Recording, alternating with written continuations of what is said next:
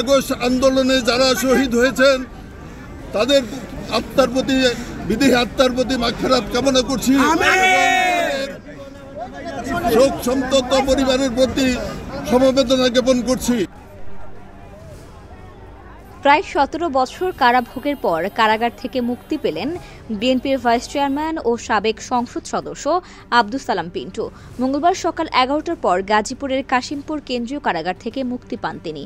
সাবেক উপমন্ত্রী আব্দুস সালাম পিন্টু কারামুক্তির পর কারাগারের গেটে আত্মীয় স্বজন ও বিপুল সংখ্যক দলীয় নেতাকর্মীর ফুলেল শুভেচ্ছায় সিক্ত হন।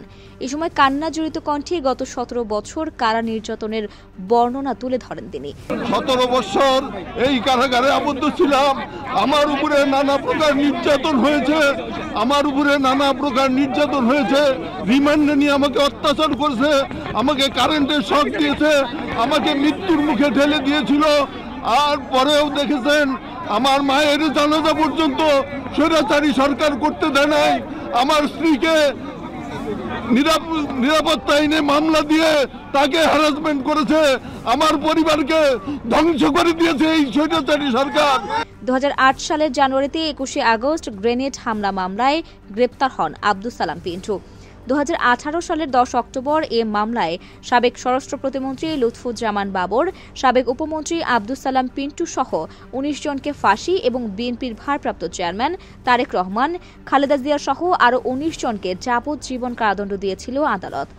গত 1 ডিসেম্বর বিএনপির ভারপ্রাপ্ত চেয়ারম্যান তারেক রহমান, সাবেক স্বরাষ্ট্র প্রতিমন্ত্রী লুৎফুজ্জামান বাবর সহ দণ্ডিত সব আসামি খালাস পেয়েছেন।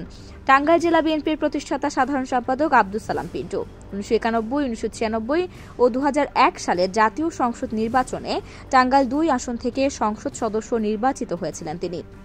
আফরোজা দিবা, অনুসন্ধান নিউজ।